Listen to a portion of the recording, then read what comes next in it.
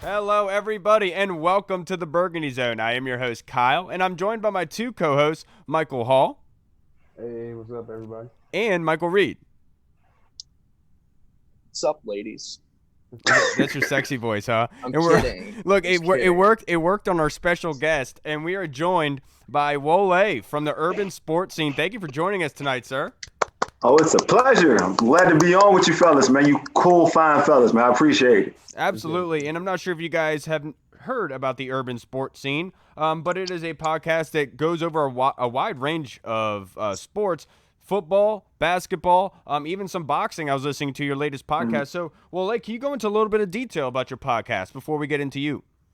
Yeah, we've been doing it for a while. I think we're up to like episode 412. And we have a show every week, once a week. It started with about five of us, and some folks fell off, so it's about three of us now. It's Will, Ray, and myself, and we try to keep it strong. So basically, the focus is to kind of feature the local teams in terms of the Nationals, the Redskins, the Capitals. We talk hockey too. Boxing. You gotta laugh about local that. boxes. No, I mean, some people are surprised, especially if you're being like, quote unquote, like if you're being a black guy, they're like, oh, you're talking hockey. Like, I can talk hockey. I can do that too. I'm versatile. I'm versatile. I'm versatile. The baseball. I'm a big Orioles fan, but I talk about the Nats. So it's like we just try to talk about multiple teams in the area. Also, we do national stuff. I'm a big basketball fan, an NBA fan. So I'm a Lakers fan. So it's hard for me not to talk about the Lakers. So I try to sneak it in when I can.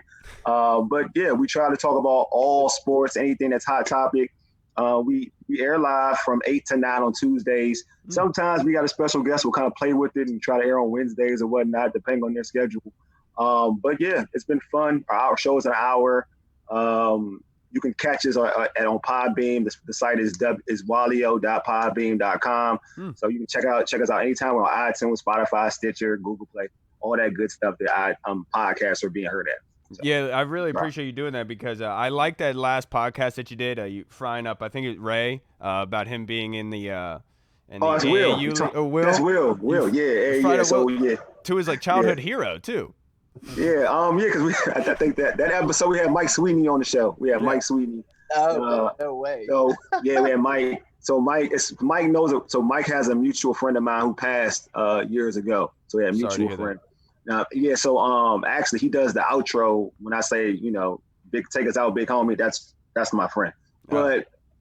But so Mike, obviously Mike did a different route. He played high school basketball in Prince George's County. A lot of big high school players, they're playing at prep schools doing AAU. Mike did PG boys and girls, and he played high school basketball, a different route. So, but Will played, my co-host played for the PG Jaguars. When I was younger, that was like the big AAU team. Like that was the big team in Prince George's County.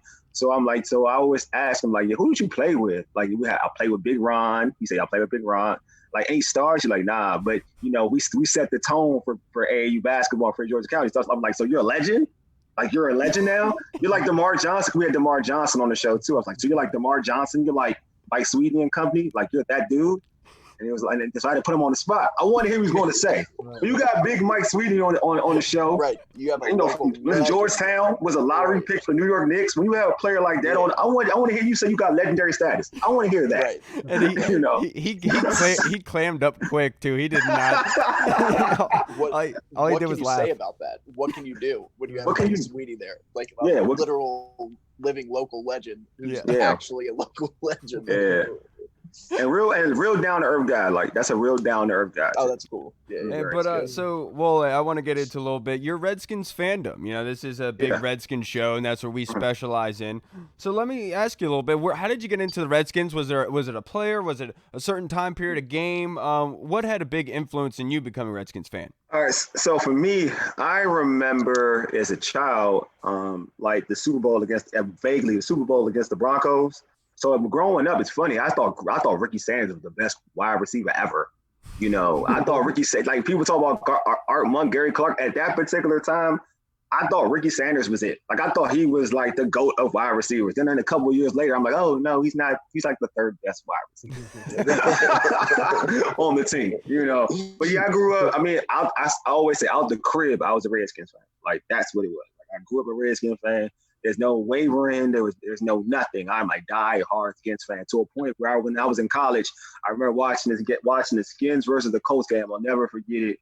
I was with my best friend. We were watching it in my room, and the Redskins messed up like they always do. I can't remember what play it was, but I remember I got so pissed off that I punched a hole in my wall. Like I just punched a hole in my wall. I was that mad. You went full Kyle. Yeah, he looked at me. He was like, "Wally, man, bro, like, don't talk to me." Like, don't. I get annoyed. As an adult, I've gotten better. Like, I've gotten better with my Redskin temper. I think we've all been. I know, right? Because we're used to this stuff now, right? I've broken so many TV remotes by just pegging them on cement or something. One time, my brother threw a glass table off of our deck, and it shattered everywhere. And I was like, sick. No more cookouts this summer. Thanks, Andrew. I know, man. I don't. It's funny because it's crazy. Like people like going to games. Like I'm a diehard fan. This is the truth. I hate going to Skins games. So why I hate? Same. Just know why? I'm gonna tell you. It's not even the fan experience. Like people. Like I don't get into all that. It's the other fans. Like I get pissed at other fans. Get in so many fights and arguments. Yes, it's crazy. Like I went to a Skins Cowboys game and for a Monday night game with my brother. Like he got scalped some tickets. I got to the game. I was like, oh, my first Skins Cowboys game, and like I'm hearing these fans like the slightest thing negative happened, like the slightest thing, and everybody, the game's over. I look to my right, I was like, man, I can't watch it with you joking. Like he must have been sitting next. He must have been sitting next to Ryan Cleveland. Right.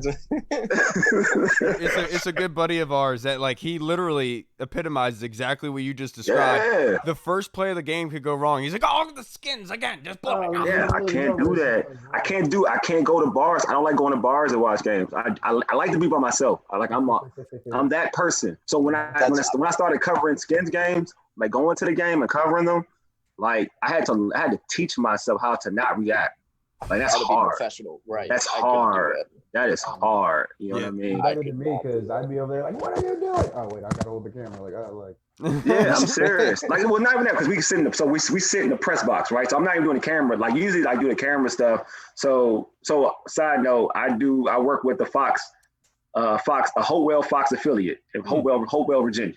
Okay. So I cover Redskin games like I'm part of the press. So I ask questions after the game, interview players and whatnot. So when I talk about my camera, I bring my camera from my stand like for a post game show or whatever, right? So when everybody's gone, I get on the field and I start doing the stand up talking about what happened. But when you're in the press box, right? When you're sitting there, right? You're not supposed to cheer, you're not supposed to do anything. So my first day, covering the Skins, I'm like, I think it was like a fumble recovery. Like, oh yeah, then the PR person walks by and gives me this mean stare. I'm like, oh yeah, oh, I get it. I can't do that. Oh, it's not popping in the streets. I get it. He said, "You sure you don't want to go back outside?" Yeah, I was like, oh man, okay, this is gonna be tough. I got 8 games of this. So let me ask you then. Now that knowing that you do cover the Skins games, is there one in particular that stands out to you, like an interview, like you said, you get to ask questions, or any game in particular that you hold special to you? The playoff year, I was covering the games when the Skins played the Packers in the playoffs, and they hosted that game at FedEx. You saw the Jordan Reed one-handed catch.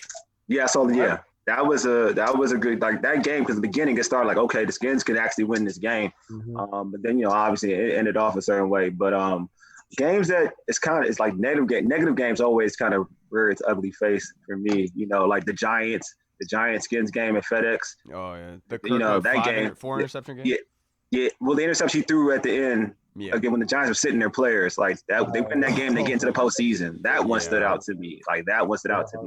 In terms of like interviewing players, I know it's gonna be funny and jacked up, but Josh Norman was like the best interview ever. Like he's the best. Josh Norman, he'll talk to anybody, man. He's cool. Yeah. He always seemed like a cool dude. Man, he'll talk to anybody, man. Like that's like for a guy that at that particular time in terms of his media clout, like and he's famous. He's Josh Norman. Like, he'll talk to you. Like, he'll sit and actually talk to you. Like, you know what I mean? And some people don't have that type of like availability. Like, you can't approach him like that. I used to love talking to Bree. I talked to Bree. I've had Bree on my show before. I like Bree. Like, Bree's cool. Bree's cool people. If you ever reach out, like, on social media, if you ever try to reach out to Bree, chances are he'll reply to you.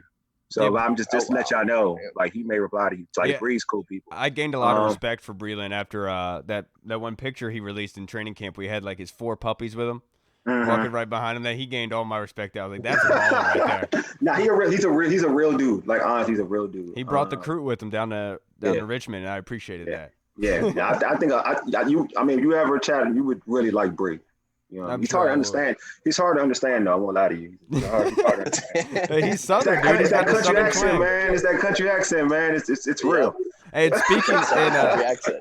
speaking of Southern accent, let's talk a little bit. Doug Williams talked to Chad Dukes of 106.7 The Fan recently, and he had an interesting quote on Dwayne Haskins. So, Hall, I'll go to you with this one first.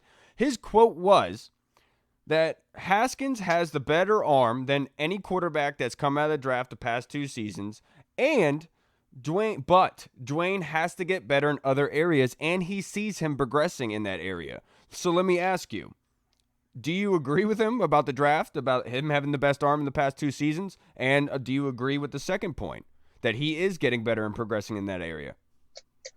Well, I guess you can see just by him working out and him like doing all the social media stuff. He's taking more initiative in the offseason to become that leader and that guy in the locker room, and not just I guess the immature kind of guy that everyone he was. And I'm not going to say for projecting because he was kind of immature. Everyone could see it. You're right. But as far as his arm being the strongest of the past 2 years, I mean, off the top of my head, I guess I would say yes, because he does have a cannon of an arm.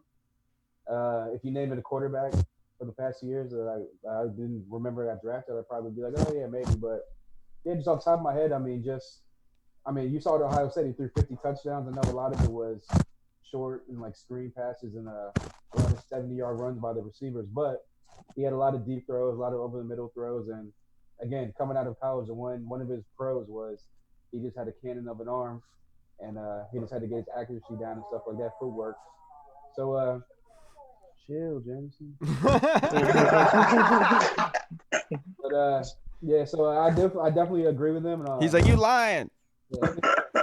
Yeah, I agree with him for the most part, and I can definitely see him progressing in the offseason to get the other side of his game worked out. Yeah, and look, and I think that what Doug Williams is essentially saying here is the other side of Haskins' game was maturing, becoming a leader, becoming a role model, showing that you're willing to work in the offseason, doing the extra work needed to be the leader for the locker room. Because you look at guys like Alex Smith who've done that, and I think Doug Williams hits that right on the head. Do you agree with that, Reed? Yeah. I think really the only other player in the last 2 drafts that's came out that you could really compare arm talent wise is probably Jacob Eason. I mean, he has a cannon for an arm, but I mean, you look at people like Joe nobody Burrow, even cares about him. Daniel Jones, Kyler Murray. None of them have the strongest arm, especially Daniel Jones and Joe Burrow. They're just very accurate throwers of the football. Yep. But Dwayne definitely has the most. He's up there in terms of arm talent with the best in the NFL. He does have a cannon for an arm. We've seen it time and time again. I mean, just last year, especially just off the top of my head, that throw deep down the field to who was Terry. Terry. The one where he's moving to his left. When he's moving to his left, that's crazy. Oh my goodness. That's just an incredible throw. But I think we all know how naturally talented he is. That's why he did have so much success at Ohio State, and that's why he was such a high draft pick. And Doug Williams, I think, is 100% right. He just has to improve in other areas, and I think Dwayne's doing that with what we've seen during the offseason. At least we hope so. He seems to be putting in the work. Yeah, last week I saw this Redskins fan. He was a smart dude. He put out this tweet and was like, it was a video of Dwayne Haskins throwing it to Steven Sims. And he says in the tweet, he goes, for all those people saying Dwayne doesn't have an arm, like, this video is for you. I can't wait for you to see him in the 2020 season. I'm sitting here thinking, who the hell said that? Who's saying that? Yeah. Like everyone knows Dwayne has a cannon. So if anything, people are saying he's all arm. Right. So let me ask you, Wole, do you agree with Doug Williams on the aspect of Dwayne having the biggest arm out of the draft the past 2 seasons? And do you see the same thing I do, is him progressing in that leadership role? Yeah, it's funny because I think Dwayne has one of the strongest arms in the league over the past couple seasons. I haven't come to mind like definitely within his draft class. You can arguably say he has the best arm. Yeah. But one thing I liked about Dwayne from camp to the regular season is that he got better every game, and every day, even in camp, it's like he never made the same mistake. And I feel like when you assess a young quarterback or a young player in general, period, that's what you want to see. You want to see progression from point A to point B. Like, did they get better within that step, or is it still the same? And Dwayne has showed that. You saw that in his body of work in the regular season. Forget talking about camp, but in the regular season, his last game was way better than the first game he started, right? So that's what you want to see. Right. Last two, right? So that's what you want to see, and that's what you want to see out of young quarterbacks, period. And I'm going to always say this. If you name quarterbacks who as rookies who started through the history of the NFL, there are only about two that off the bat balled. And I mean, when you put the onus on that quarterback to ball out, that's probably Andrew Luck and Robert Griffin III. Ben Roethlisberger was a manager. Yep. Russell Wilson was a manager. Yep. Most of these quarterbacks were managers. When you're talking about a quarterback, take the ball and run with it. And maybe you say Cam Newton because Cam Newton, his team didn't. There was no success, right? Dak played decent too. Carson but again, there's a lot around him. There was a lot around him. Right. Yeah, game managers, a lot around him. You know what I mean? There's a lot around him. Like you're putting Dwayne in a situation to be that dude off the bat. That's right. No rookie does that. It's rare. It's very rare. Even Joe Flacco and Matt Ryan, who kind of set the bar. Yeah. Before them, it was like the quarterback. If you drafted a quarterback early, they had to sit for a year or so. Of course. Then they could have. Matt Ryan, Joe Flacco. That was the year that you started to see rookie quarterbacks start immediately, and even they had successful rookie seasons. But they were more game managers. Exactly. Right.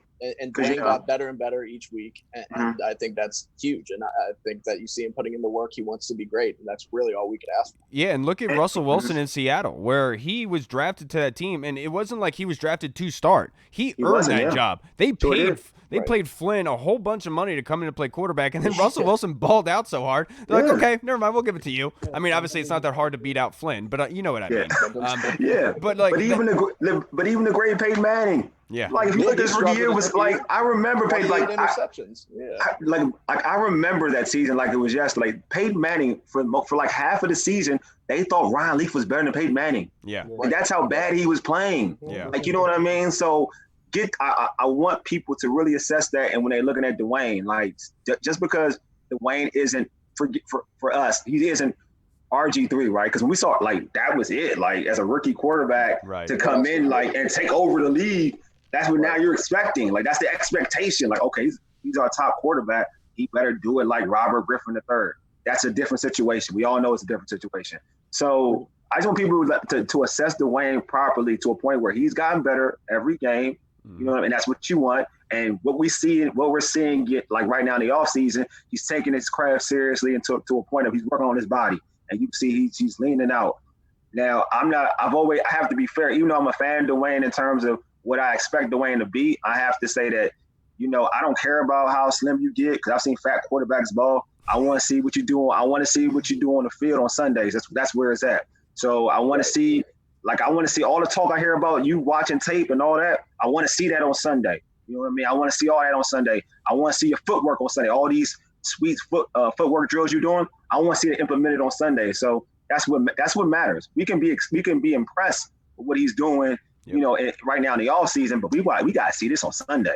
Yeah, we got to see this on Sunday. And that's what it's kind of gearing us up for the season because thank goodness for Dwayne. Dwayne has kind of given us little heartbeats throughout the offseason of things to talk about and giving us a glimpse of what he's doing. I know that there's going to be people out there like, well, he's putting it online, he's looking for attention and all that other nonsense. But the fact is, I'd rather him show us that he's working hard than people sitting here talking about him behind his back, saying he's probably not working hard, without him showing anything. So I appreciate that. And speaking of Dwayne and possible weapons, Josh Gordon, if he is reinstated, has been linked to the Redskins. So Hall, this is your boy. I know this is your boy.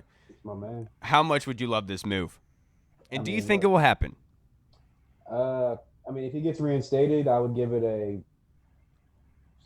50-50 chance. I'll give it 50-50. Because did he get released by the Seahawks, or are they still own his contract? We'd have to get traded. No, I'm pretty sure he's No, a free agent. He's released. He's not. He'll be free agent. He's fine anywhere. So so that's definitely give it a 50-50 shot in that case. But I mean, everyone's been saying since the draft, since the off season of last year, with the emergence of Terry McLaurin, we got to get that number 2 to kind of take the pressure off him, and that'll like spread the offense out more, get the offense going. And I like the additions that they've made with AGG. He's going to be a deep threat, a good red zone guy. I like the versatility of Gibson out the slot, playing the running back, even on the outside as well. And but I just think that if we got Josh Gordon, that would definitely be a 1A, if you want to call him that, because I mean, last time he was in the league, he was a game changer. I know with the Seahawks, he wasn't really like himself, but I think that with Ron Rivera and that kind of culture that he's building, hopefully he would be able to stay on track and contribute. Yeah, I look, I just don't think it's going to happen, and I kind of don't want it to personally. But if it is going to happen, I want it to be under a certain circumstance. I want it to be the opposite of what Reed is saying, of Hall saying. I don't want him to automatically have that 1A or 1A2 spot. If he's coming in to compete, then hell yeah, bring him in. Well, obviously he's going to compete. No, but what I mean is like going to be more talented than everyone. I know, but what I mean is like I want to make sure that Kelvin Harmon, Steven Sims, and AGG all have the opportunity to showcase themselves. I don't want to bring a grenade into the room and blow up their possible progression as talent with Josh Gordon. So if Josh Gordon comes in, I want him to compete with those guys like they're on the same level. And I want them to go at it, and best player wins, in my opinion. I just don't want it where it's like in Redskins past where they sign a free agent, oh, he's a starter automatically. He overjumps who we've been progressing and getting better and bumping up. So, Reed, let me ask you, what do you think about Josh Gordon coming to the Redskins? Well, first of all, I don't think I think from what we've heard from Ron Rivera, the biggest thing with him is competition. He likes to bring in players have to earn their spots with him, and so I think that's what would happen. And I think Hall is right in the fact that Josh Gordon is – honestly, I mean, he's one of the most naturally, physically gifted, talented wide receivers in the NFL. It's not even a question. Like when he is on, like we saw it that season in Cleveland, he is amazing. He's so talented. He's everything that you would want in a wide receiver. It's a long time since then. Yeah. It's been a very long time. Don't get me wrong. But it's unfortunate that in today's NFL now they're not going to be suspending players for marijuana. So it kind of sucks for him that didn't happen a little bit earlier in his career.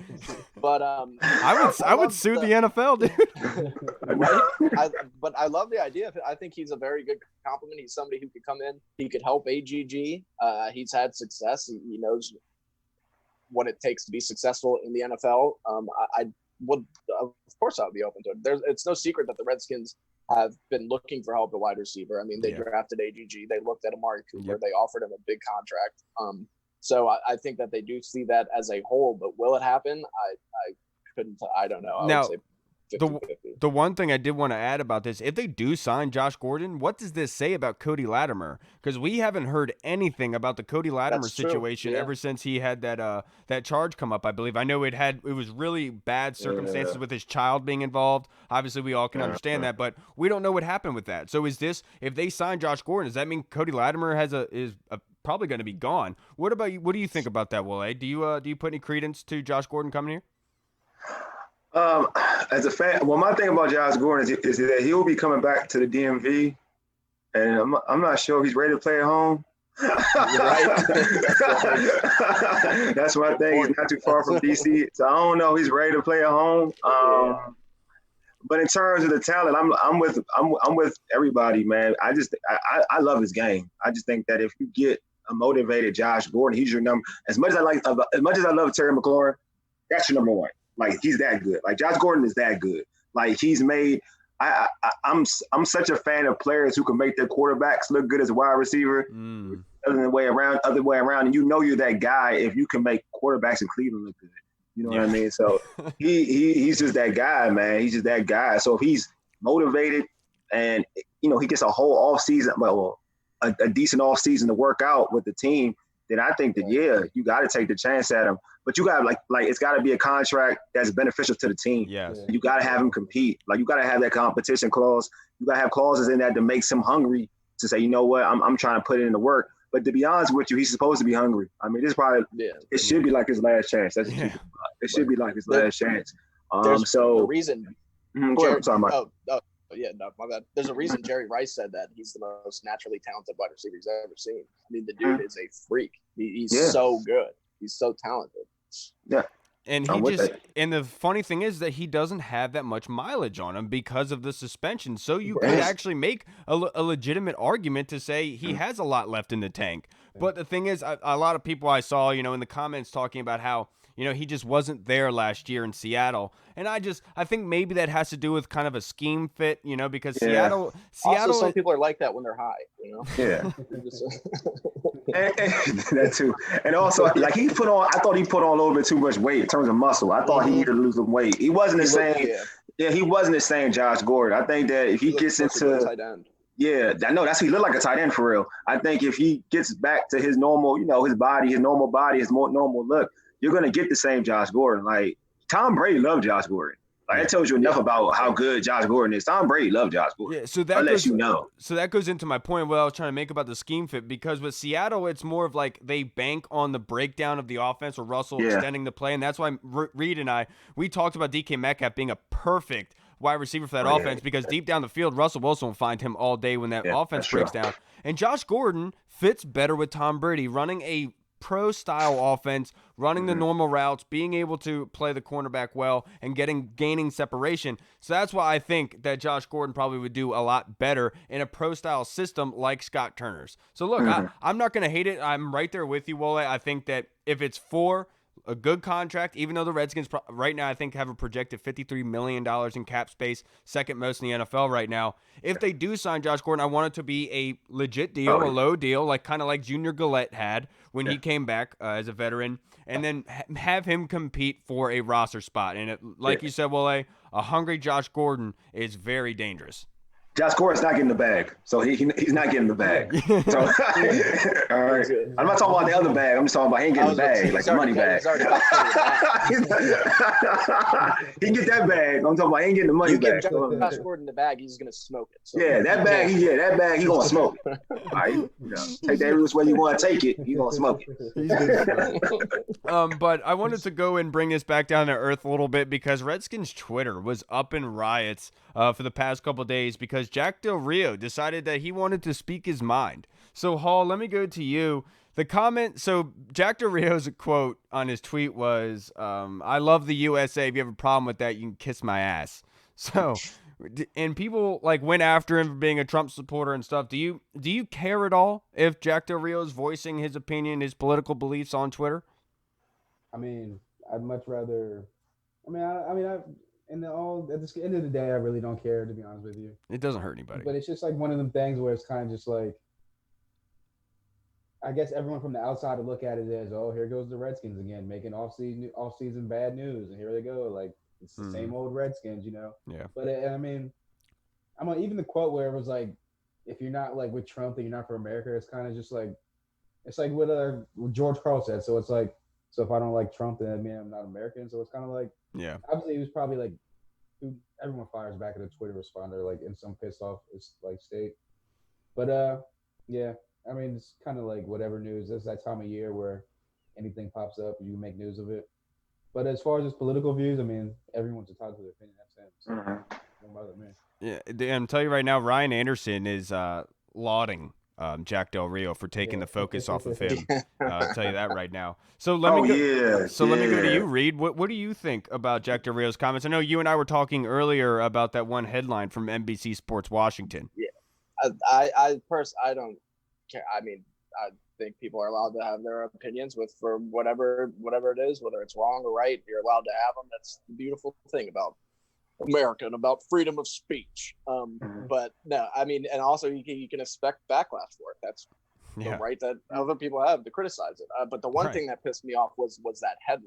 The headline that said that Jack Del Rio faces backlash after liking derogatory tweet about Bubba Wallace. When I read that, I was like, oh my God, Jack Del Rio, what did you do?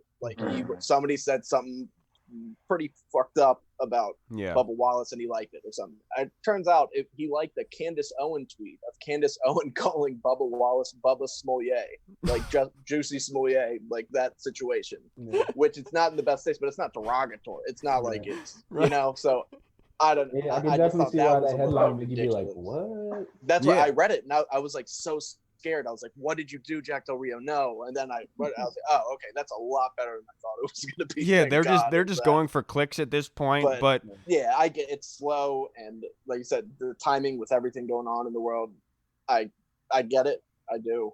I mean, it is what it is. I just don't want him to get canceled.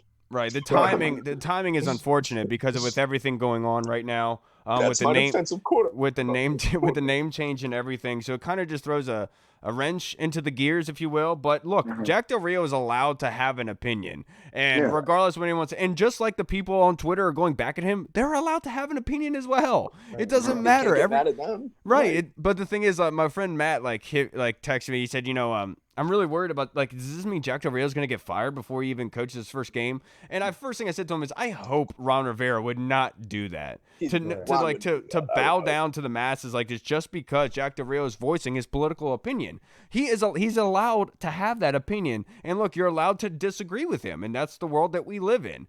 I'm sorry that you don't like it, but unfortunately that sucks. But the cancel culture, I guess, people were calling for him to be fired. I just didn't agree with that. Right. What do you think about that situation, Wole? Well, I don't think she should get fired.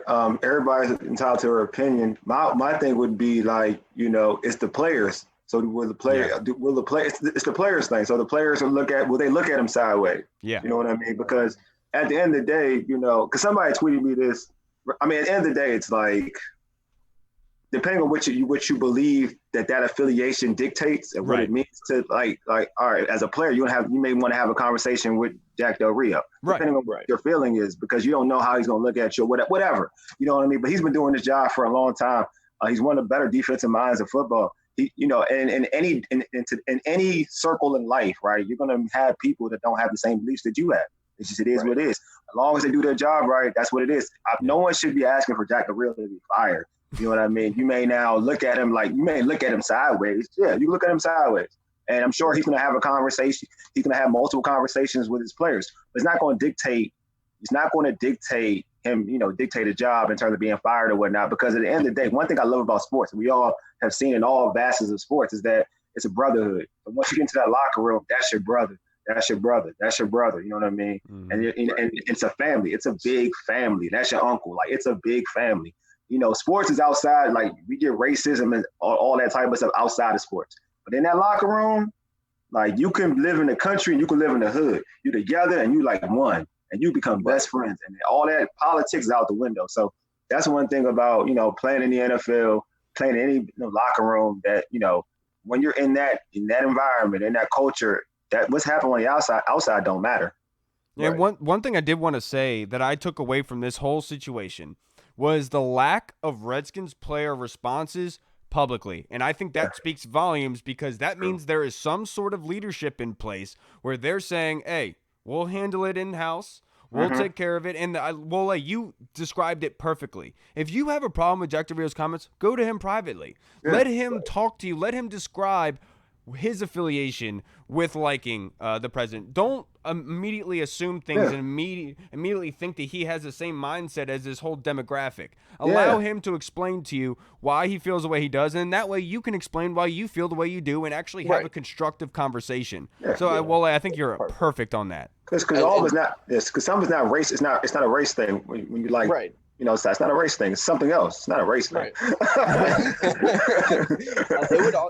would be different. With people calling for Jack Del Rio's job, it would be a little bit different. I think if there was something in the past that Jack Del Rio did, maybe it was kind of like the Mike Gundy, that whole situation. Al Gundy. The bad thing about that is, I guarantee you, there's people going digging through his stuff and through all his old Twitter stuff and trying to find the old archives of right. We're gonna get him fired. We are. It's just so bad. Right.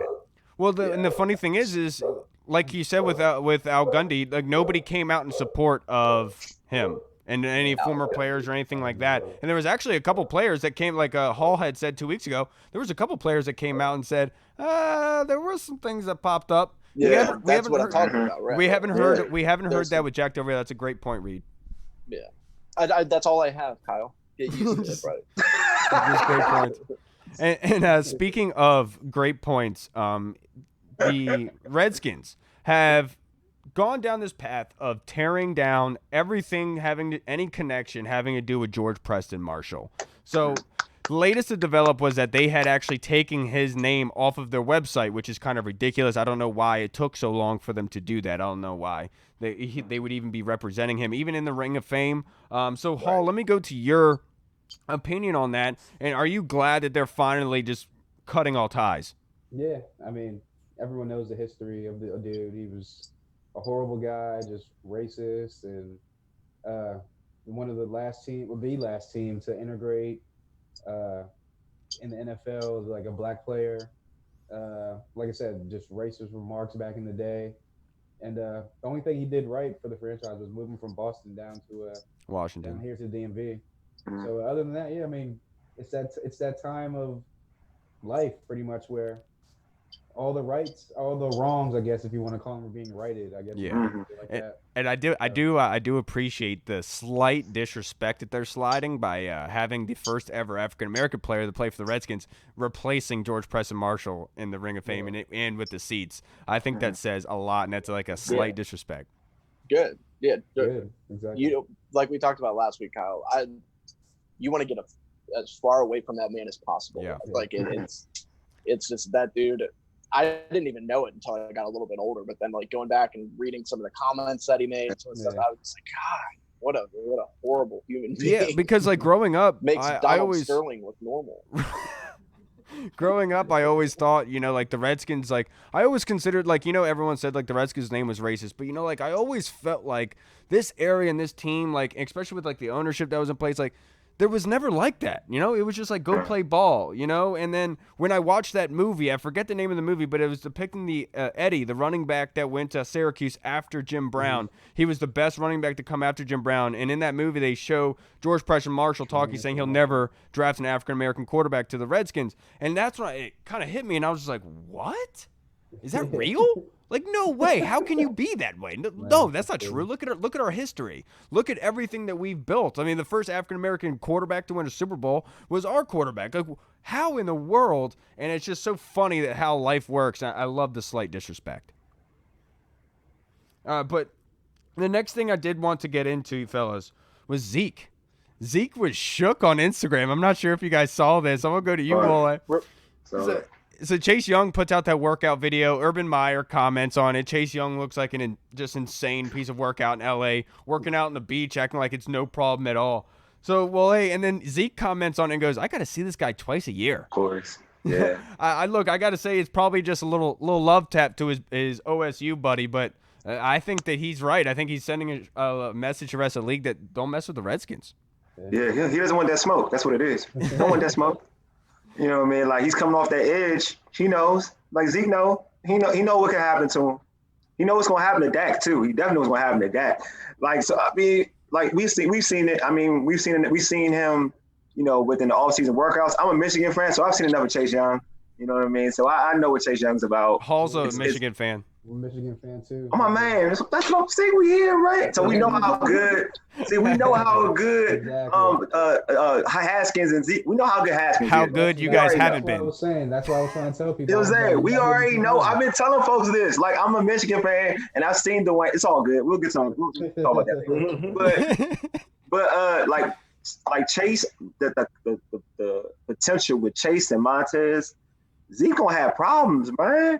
Zeke's going to have some serious problems. Because the one thing that stands out to me is in years past, the Redskins have actually done a pretty good job of stifling the run. Yeah, they have. And especially against Zeke, Christian McCaffrey comes to mind. And so when you're adding Chase Young to the equation and then Jack Del Rio, Ron Rivera's mindset, that's a heavy toll. What do you think about that, Hall? You just hit the nail on the head on the nail. Like literally, I was going to say that. Like I think it's definitely about Chase Young and him being like, I've seen what that man can do. I've seen him in practice. I've seen his games. Like I've seen him put that work in. But it's also like they got some actual competent coaches over in Washington right now. So like they're gonna scheme him up real good. He's gonna come off the edge real hard. And I'm just waiting for that third and long drops back.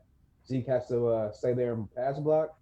Woo! You just imagine Chase blowing him up. Just no, he's in a cut block. You know he's going to try to cut block. You know what? He's going to jump. Can't cut block both. Yeah, like he said, he don't want no smoke, man. He don't want no smoke. No, he absolutely does not. He voiced that, and he's absolutely right because he knows what's happening this year, especially with the Cowboys. They're going to be run heavy. Dak just signed that franchise tender, and you know with Zeke just getting that contract, they're going to want to pound the rock a lot this year, and Zeke's going to have that toll. What do you think about his comments there, Reed? Were you surprised at all? No, I mean, I think obviously both of you guys are 100% right, but I'm just going to switch gears a little bit and just talk about something. Nothing pisses me off more than the way that Zeke looks and his style. I just hate everything about it right now. Me too. Zeke is his face just pisses me off. He has a fat person's face, and with the beard and the hair the way it is and the nose ring, it just doesn't help him. And him doing I hate it. I hate his crop top. I hate looking at him. I want Chase Young to blow him up in the backfield, and I think he knows what Chase Young is capable of. But that went sideways quick. I just hate it. Reed, I'm with you. I had one of those faces that just looks swollen. He looks like he'd be fat, but he's not. It's weird. Ever since the whole crop top thing at OSU, I was just like, what are you doing? Yeah, I know. Yeah. He's one of my least favorite Ohio State folks, too. He's my least favorite. Right, exactly. Like I so dislike. I thought he would be a bust, too. It was the bull ring for me. I wish he was a bust. He's so good. That's the thing. Like, he's so good. Maybe that's why. He's lucky he's with that offensive line. That offensive line helps out, too. Oh, yeah. 100%. But he's still good. Well, he's still talented. Don't get me wrong. He's still talented. He's just – you're right. He's 100% helped out by that offense. Mm-hmm. Yeah, he is. All right, guys. Well, that kind of wraps us up for this show. I appreciate everyone for tuning in. We have some good news to give out to everybody. So we have joined with Good Pods. It's an app that you can download on your phone. You can search for me at K Ronick or Chronic, if you will, and then subscribe to the Burgundy Zone podcast there, if you will. If we get 20 subscribers, our podcast will be featured on their app on the front page. So please go subscribe there for us. We really appreciate it. And then also, go help out my man Wole. Wole, he is doing a great show. I can't stress enough how much respect I have for somebody that continues to do a live show. It is very hard to do. On top of all the technical difficulties, having to make sure that the show moves fluidly is very hard to do. So make sure you go search for Urban Sports Scene and go click on my man Wole's podcast. Appreciate it. Thank you so much. Appreciate it. Of course, man. Thank you for being here. We'll have you on again. Oh, man, anytime, man. I love it. Gotta have a we gotta talk Michigan next time. Oh, we will, man. We will. Believe me. I have a lot to talk about Michigan. That conversation won't last long. I'll tell you that. So don't do that.